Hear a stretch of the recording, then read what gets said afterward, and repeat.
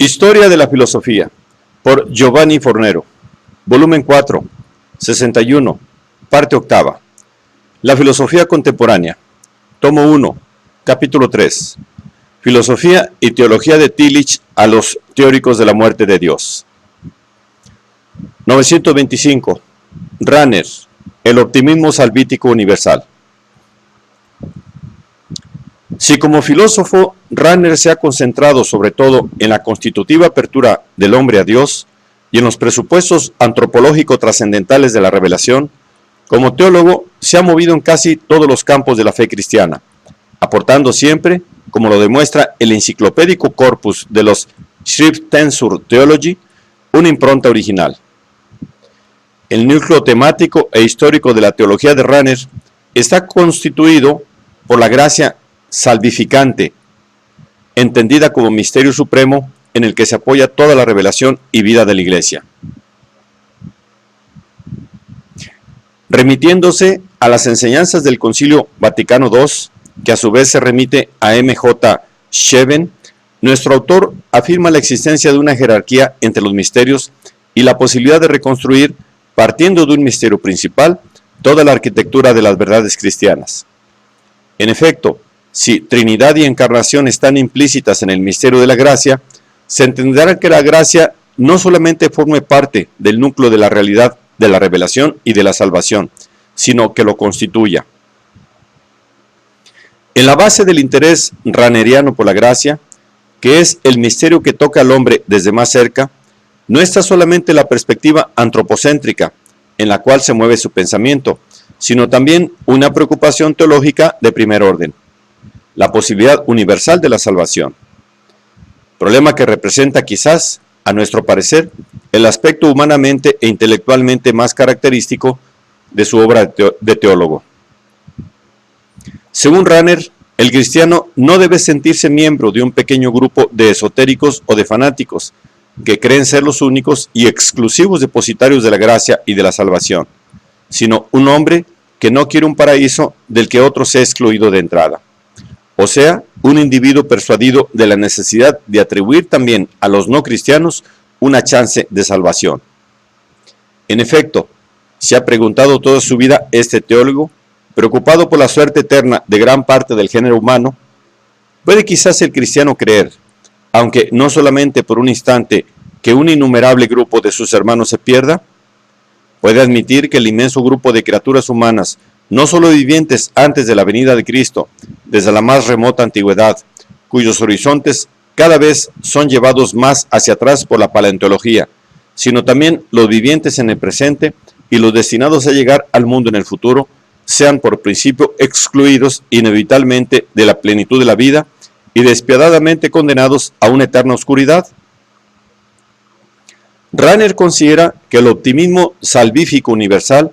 representa uno de los resultados más notables del Vaticano II y uno de los fenómenos más sorprendentes del desarrollo de la conciencia de la fe por parte de la Iglesia, sobre todo ante el mundo profano y extracristiano. En consecuencia, él declara sorprenderse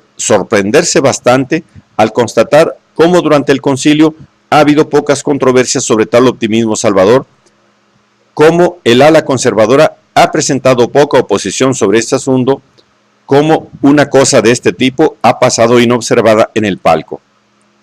No obstante, insiste nuestro autor, refiriéndose a la segunda tesis según la cual Dios concedería la posibilidad de salvación también a los no cristianos y a aquellos que han ignorado el Evangelio,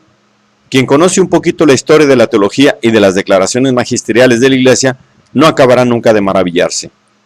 En su oído, en efecto, resuena aún la frase: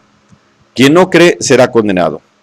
Él piensa en la doctrina agustiniana de la masa condenada, de la cual Dios, en su inefable gracia, salvará a un grupo de elegidos, mientras todos los otros no bautizados seguirán en su justo castigo.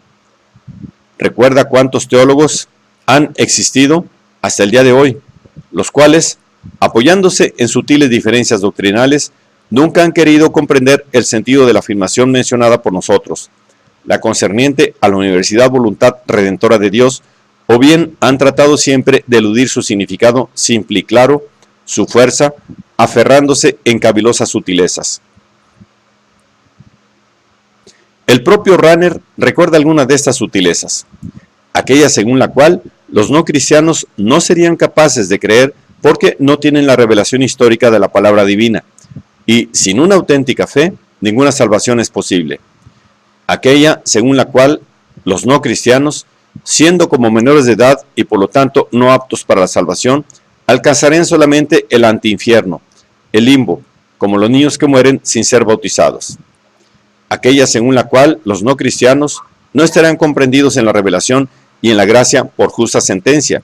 ya que ellos, por su grave culpa contra la ley natural, se habrían hecho indignos desde el principio de tal encuentro con la revelación verbal y con la gracia divinizante. Aquella según la cual los no cristianos deberían por lo menos haber vislumbrado la revelación primordial acaecida en el paraíso terrestre, como si esta última, observa nuestro autor, hubiera podido transmitirse a través de algo como son 2 milenios de años. Los documentos conciliares a los que se refiere Rahner para defender su propio optimismo salvífico son sustancialmente la Lumen Gentium y la Gaudium et Spes y el decreto sobre las misiones. En estos escritos se reconoce, en efecto, como proclama la Gaudium et Spes, que Cristo ha muerto por todos, y la vocación última del hombre es efectivamente una sola, la divina, por la cual debemos suponer que el Espíritu Santo da a todos la posibilidad de participar en el modo que Dios conoce del misterio pascual. Sin embargo, los documentos vaticanos, como indica el mismo Rahner, no solo motivan su opinión con extrema brevedad y genericidad, sino que declaran que solamente Dios conoce los caminos a través de los cuales los cristianos alcanzan la salvación y la justificación. Nuestro autor opina, en cambio, que el teólogo debe reflexionar ulteriormente sobre tales problemas, a costa de recorrer vías aún inexploradas. Además, él estima que no existe algún motivo para no extender incluso a los ateos las lapidarias declaraciones conciliares acerca de los hombres de buena voluntad, en cuanto sería arbitrario reconocer en línea de principio a un pagano politeísta definido por Pablo como sin Dios, una posibilidad de salvación esencialmente mayor que la que se atribuye a un ateo moderno, cuyo ateísmo personal es ante todo el producto de su situación social.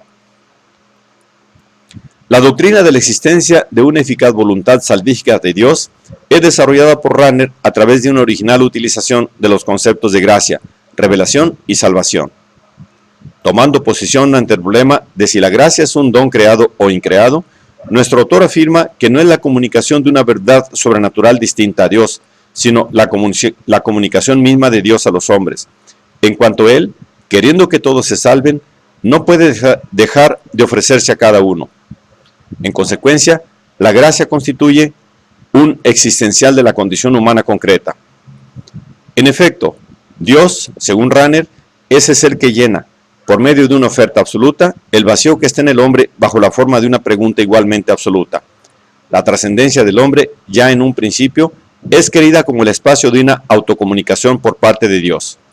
en la cual solamente tal trascendencia encuentra su realización total. El vacío de la criatura trascendental existe en el orden que es el único real, porque la plenitud de Dios crea este vacío con el fin de participarle de sí mismo. El hecho de que la gracia se haya concedido a los hombres como existencial de su existencia concreta y represente por lo tanto un existencial perenne, no excluye obviamente su carácter sobrenatural.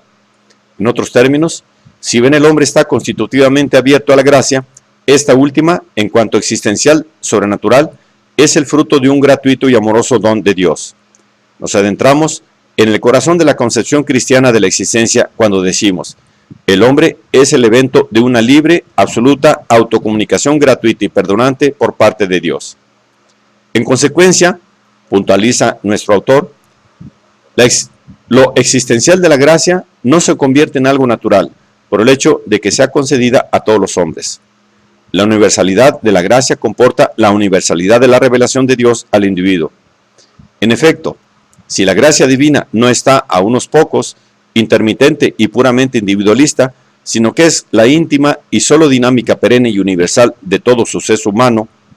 hay que admitir a la fuerza que siempre en la historia de la humanidad debe estar operando una revelación sobrenatural de Dios dirigida a la humanidad y de modo tal que alcance efectivamente a cualquier hombre. Pero si siempre llueve la gracia y la revelación se despliega o brilla por todas partes, debe existir una posibilidad de salvación en todo punto del espacio y del tiempo. Es más, la historia del mundo llega a ser historia de la salvación sin que ésta excluya la posibilidad paralela de la perdición. En cuanto la salvación no operada en libertad, avisa católicamente Rahner, no puede ser salvación. A la previsible objeción según la cual una gracia universal, una revelación universal y una posible salvación universal podrían, entre otras cosas, disminuir, inciso A, el alcance de la revelación histórica, inciso B, la función imprescindible de la Iglesia en el proceso de la salvación, inciso C, la importancia fundamental de las misiones. Nuestro autor responde con una serie de argumentaciones entrelazadas. La primera dificultad encuentra por parte del propio Rahner una formulación pregnante. Si Dios desde siempre y en todo lugar se ha comunicado en sí mismo, en su Pneuma Santo, si toda la historia de la creación ya se encuentra sujeta por una autocomunicación divina, entonces parece que por parte de Dios ya no pueda verificarse nada nuevo. Dicho de otro modo, ¿qué relación existe entre la revelación universal de Dios a través de la trascendencia humana y la particular e histórica de Dios a través de Cristo? Según Rahner, el único modo correcto de conciliar el suceso histórico y el espacio temporalmente puntiforme de la cruz, o sea, la revelación categorial con la autooferta universal de Dios, o sea, con la revelación trascendental, es vislumbrar en la primera la punta o el complementamiento esencial de la segunda. La historia de la revelación tiene su vértice absoluto cuando la autocomunicación de Dios a la realidad criatural espiritual de Jesús alcanza para tal realidad y por lo tanto para todos nosotros su meta insuperable. A la segunda objeción, la relativa a la posibilidad de una salvación universal que parecería disminuir la necesidad de la Iglesia y de una fe eclesialmente explícita con el fin de la salvación, Rahner responde que, debiendo nosotros tener presente ambos principios juntos, la necesidad de la fe cristiana y la universal voluntad salvífica del amor y de la omnipotencia divina, nos es posible hacerlo únicamente de una manera. La manera es la siguiente: todos los hombres deben, bajo cierto aspecto, pertenecer a la Iglesia. A su vez, eso quiere decir que deben existir varios grados de pertenencia a la Iglesia. En efecto, continúa nuestro autor, por un lado, deben existir grados de sentido ascendente, que van del simple bautizo a la profesión de la fe cristiana y al reconocimiento del gobierno visible de la Iglesia,